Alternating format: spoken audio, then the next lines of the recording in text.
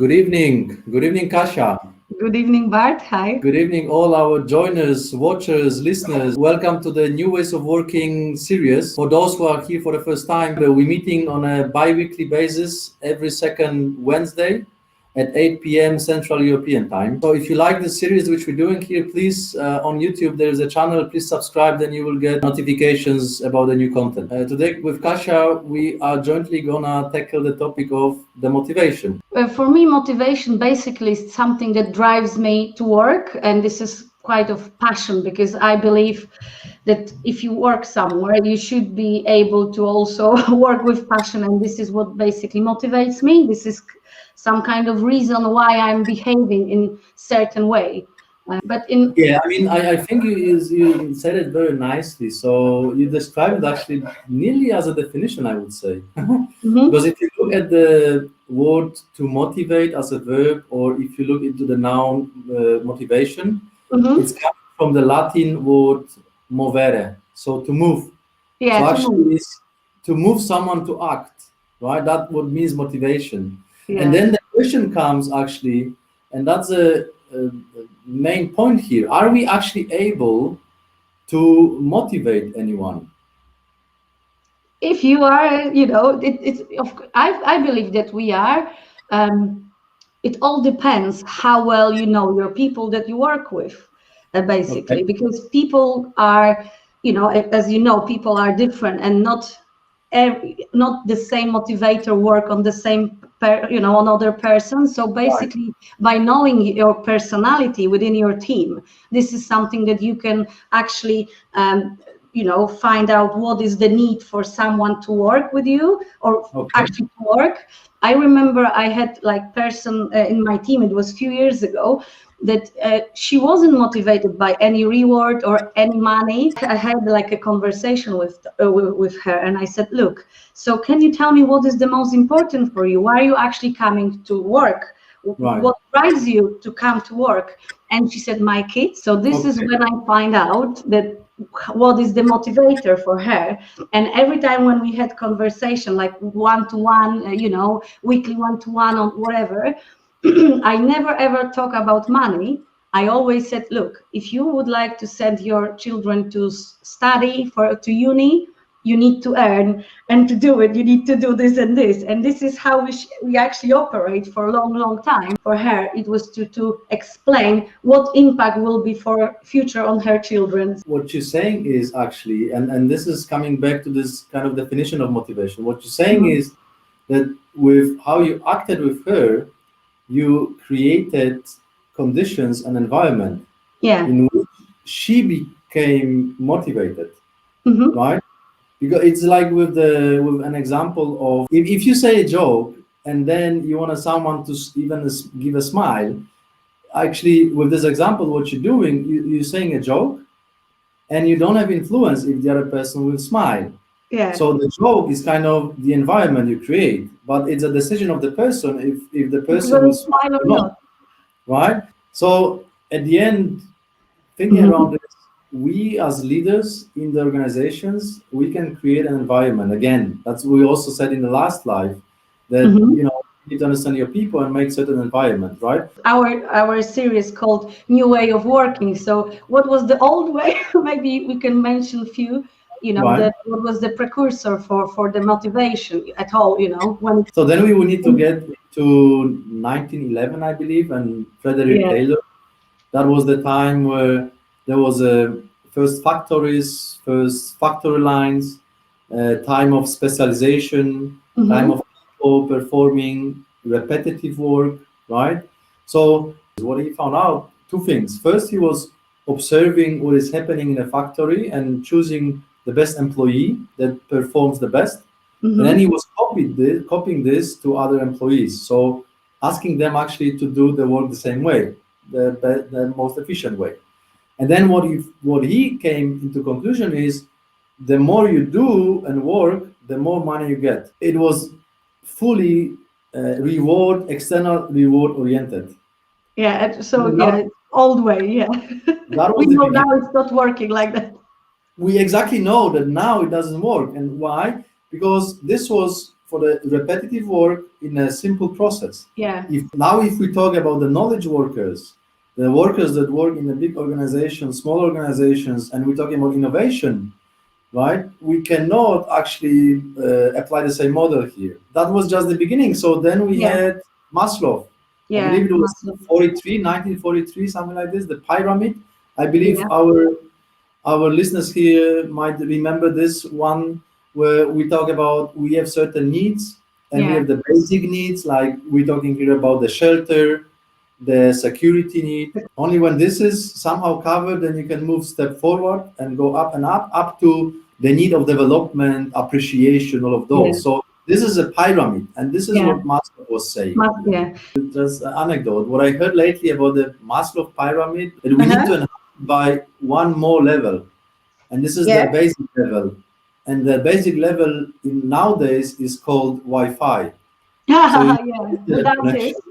Otherwise, you can't live anymore. But going back to the Herzberg was also 1966 something. It's called basically two-factor theory of motivation. So Herzberg was saying that if you want to get good environment and work with your team, basically focus on what there is like wrong with hygiene factors. What would you add, Bart, from your perspective? Yeah, I think you're hitting the point. I mean, just to add on this, so what he was saying is that we have the hygienic factors and then the motivators. So even if you try to motivate person, but you don't fulfill the hygienic factors, it doesn't work. So as an example, in our hygienic factors, we have, for instance, the conditions of work, right? You need to have a roof in the office. It cannot be cold and stuff. So these hygienic factors. And then in the motivators, you have things around development, achievement, possibility to grow, etc. So if you imagine, even if I tell you, Kasia, you will get the money and I will sponsor your development program, but you come to the office and you don't earn enough, and there is a hole in the roof and the rain on you, then you will not be motivated anyway. Right? So even though I try to fulfill the motivators, the hygienic factors are not fulfilled, so you are unmotivated anyway. You're not motivated. And in a way, what Herzberg said for the first time was that cash is a hygienic factor. I think this was the turnaround when we started to think about it a bit differently. Right? So the cash needs to be there. You need to pay properly for the job. But then you motivate with different aspects. Well, one very interesting thing that I read, I'm not sure if you heard about, it's called over-justification effect. He did like studies and he did lots of statistics with students, like, you know, in 1950s or 70s, something like that. And what he established is that the offering excessive external reward for your employees, that they are internally already motivated, will completely dismotivate them. Basically, we need to be very careful as managers to be aware who is already intrinsic motivated by doing something. That's interesting what you're saying. So before we still go, this is waiting for us there into what kind of motivators we have. I would stop ourselves on this demotivating factor, because what we usually concentrate on in the organization is how to motivate, how to create an environment in which the people are motivated, right? The leaders think about it. But there is another side of the coin. As a leader, demotivate, that's where you started. But there is more to add of those. There was a survey done in the London School of Economics. And what they said basically that there is this breaking psychological contract of expectations. Sounds difficult, but it's actually not. So as an example, you come to an elevator, you stand there, someone comes in, right? What you expect is that this person will say hello, stands next to you, but takes as little space as possible. So I would not imagine that the person sits in the middle, right? Because someone else might get in. So there are certain expectations unspoken coming from you already. Right? The same is happening in the company. So it might be that the leader unconsciously says something, without knowing, And this is against the rules that the person or the values the person has. Mm-hmm. Right? So we're coming again into understanding what are the values of the person, but not only. There are like 5 arenas which are here important. So firstly, what brings people to be demotivated is that the leaders are not taking care of the well-being of those people. They don't care. Second might be that they actually don't listen to what those people are saying, don't take into account the ideas. Opinion, ideas, yeah. Exactly. The third one, which might be demotivating actually, might be not showing appreciation at all, right? Or breaking the values, like the values in the society. There is, which is interesting here, that really big demotivator, and this applies mostly to bigger companies, is the bureaucracy. Yeah, bureaucracy. So if the employee feels like he cannot do anything because there is certain process and we cannot jump through the process, it's just difficult, and sees that the leader cannot do anything at all because it's stuck in the process somewhere and cannot really deliver what employees expect, then we have unspoken situation where the person thinks, okay, maybe this is not a place for me, right? Yeah. It's actually a very good point, Bart, because I was also thinking about, we all the time talk about what is motivation, what motivates us, but actually how to avoid mistakes as a manager, basically, and do not unmotivate people. So this is really, really good point, that we need to be fully aware that whatever we said to our team member, they always remember it. Whatever you say or whatever you promise, please make this promise happen. Nicely said, Kasia. This applies exactly what you said to you. So what you just said is that for you, the promise is important, the values are important. So even if I propose you more money, but I broke the values and you don't respect me anymore, you will not agree to those things, right? So that's exactly, so we're coming again into 2 things. What are the motivators? And second, to know and how to get to know your team and the team members in order to be able to address the needs. Because if you consider, when we talk about the motivation, we actually talk about addressing the needs of the people. So this environment which we talked at the beginning to create is actually, are we as leaders aware what needs our employees have, and can we really react to those and address those? Simply saying, right? So now we get back into, okay, so what are those motivators? Let's maybe get there finally. So certainly most of us know that we have this external and internal ones, right?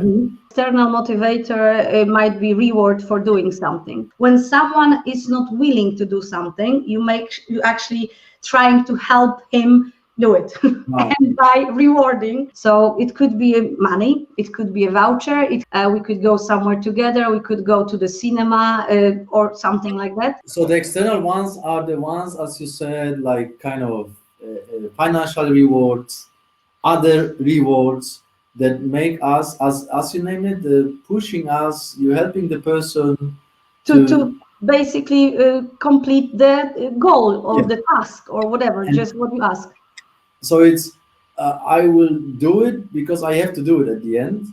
And then I believe, and from my experience as well, this is a short-term action. So you reward, then person does something and forgets. The same is with cash or bonuses that are granted. And there was a survey saying that the salary raise and the bonus has influence on you up to 3 months after you get it.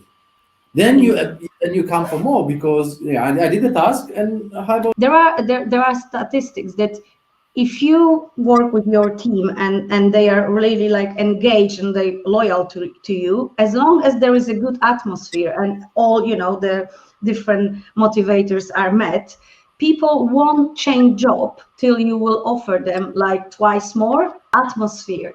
This is what we're talking about, especially now when we could not meet for long time and it's been only virtual meetings. But now we moved actually directly to this internal factor, so intrinsic motivation.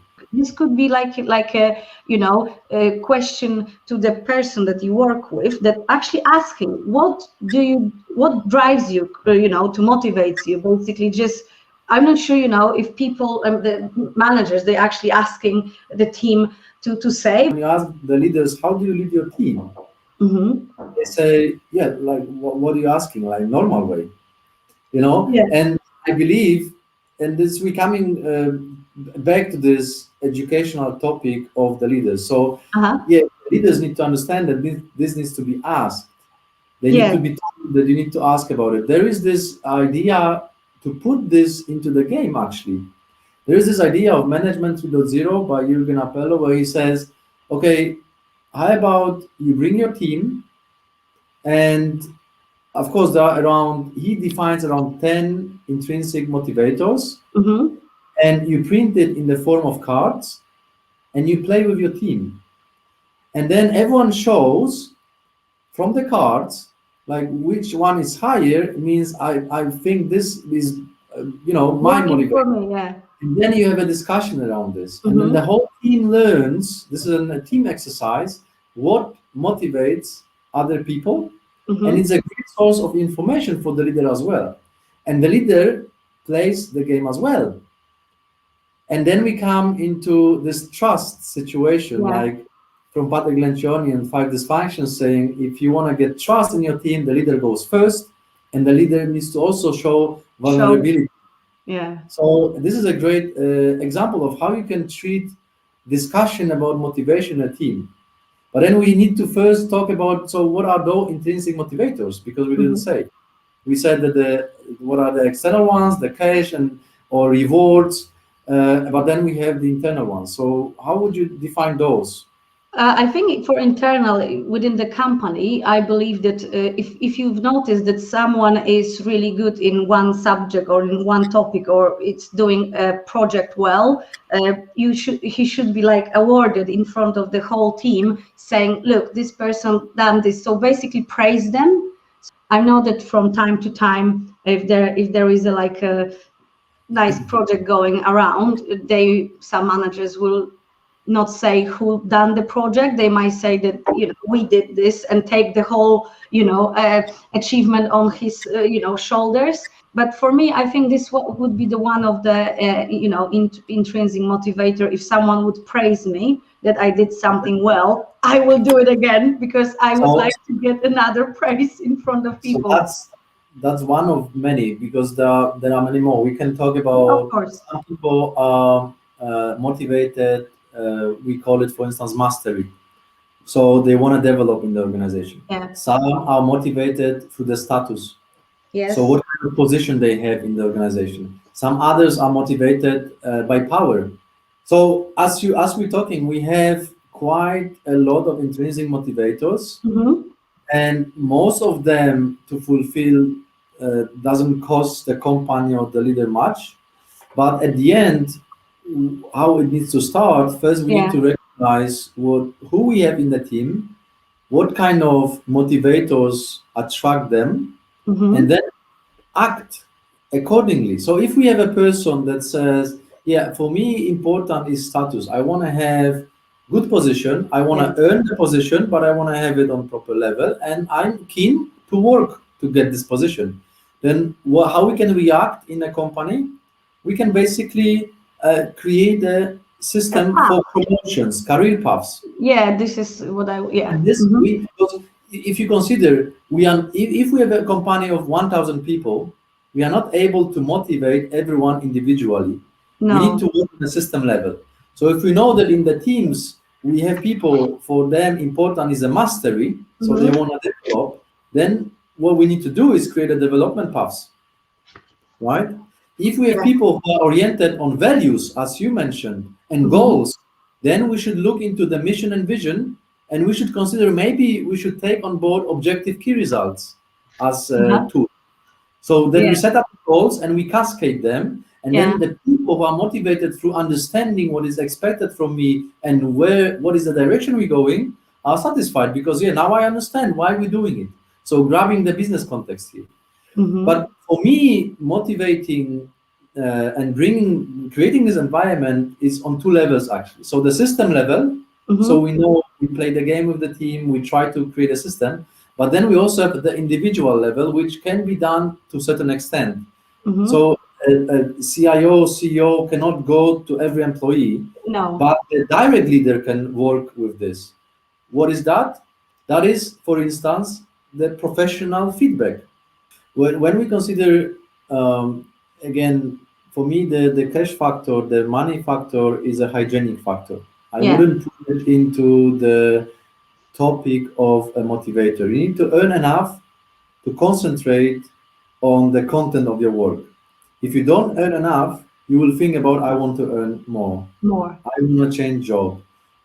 There will be, this kind of unnecessary thoughts, which are killing your motivation for doing anything actually. So the people in the organization, including us leaders, we need to be paid enough so we can concentrate on the job that needs to be done. And then it's a role at the end of the leader to create this environment, understand the team, the direct team, and tackle the motivation, whether this is related to development, to status, to whatever is there, right? And then on top, individually, when possible, within one-to-one meetings, give feedback on a regular basis, and also get feedback. But very often what I see from my experience because I very often do like I'm external business consultant for a few companies. So what I notice is that, the board will do some kind of decision without sharing this with anyone. And then they send email to whole company, and people should just digest and start doing this, and there is no explanation, no indication. People are really like shocked, thinking, oh my god, where it come from. This is happening quite often, that exactly what you're saying, that there is a email communication pushed to the organization without additional explanation, and it's expected that people will accept it, digest it, and work the next day accordingly. And this is not how it works. The changing people's behavior, it's a process, and this is to be prepared. And it's rather, now we're talking about the change management, handling professionally. So this is a topic next to motivation, and I would position this as actually the motivator. So if you don't handle the change management process in your organization professionally, with the proper communication, with building coalitions, with groups, with getting feedback from the organization, with and engaging the people from the organization in the process. So once you get feedback, on the other side, the people understand where this change is coming from.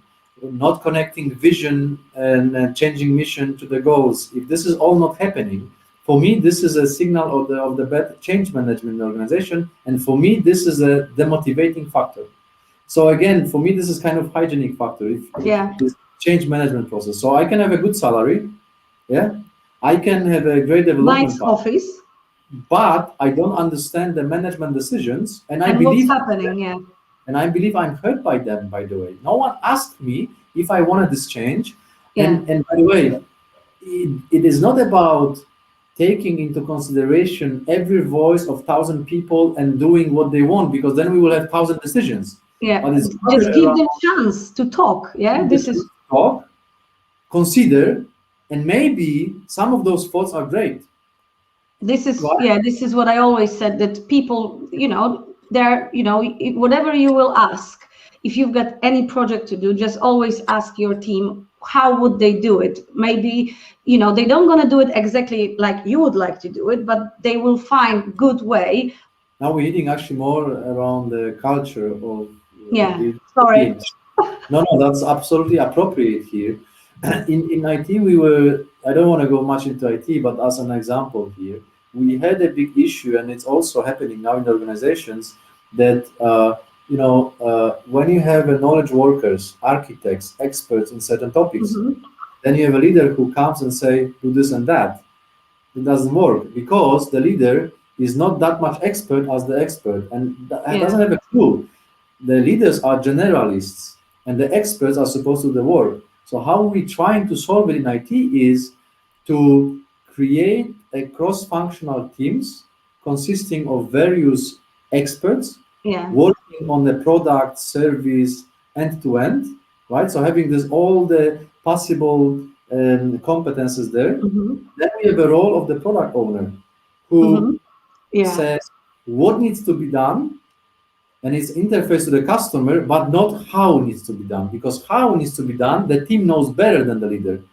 And then we try to connect the business world through the product owner, who is the leader trying to translate the business requirements into technical requirements, but all what is happening in the team of development is the topic of the team, right? And then we're trying to get out of the trap you just mentioned now. What I would advise the leaders is to take the motivation two-dimensional. One is on a personal level with the people in the organization that you're directly connected with, giving a professional and regular feedbacks, and then try to create around me an environment in which I can influence the intrinsic motivation. So by saying this, making the game with the team, understanding what are those motivators, having the team exercise, including the leader, and then based on this, the system. Because ultimately, as we said, we are not able to influence and try to create, motivate everyone directly, right? So to create the development programs, career paths, when you are really into power, delegation matrix, so that everyone can see in the delegation matrix where one is and what needs to happen that has the one gets more influence and power. All of this will happen, but this needs to be thought through approach, I would say. Last point here is money is really not a motivator at the end. It's a hygienic factor. Yeah. And we concentrate, direct our concentration on all the other stuff, paying enough at the beginning. Yeah. We need to pay enough and then concentrate how to have great people working together towards one goal. And what I will also add for people, you know, that they are leading teams and they are managers and they're working with people. Already what I've mentioned is the communication. So please do talk with your people, ask about their needs, what their expectations are, and always explain what's happening, you know, and just do not forget about the communication, not just by emails, basically. The other thing is to be care and compassion. So especially now when we know that some people work from home, they work from, you know, hybrid system and whatever else. And the last thing is that I would say that it's very important to be connected with your team.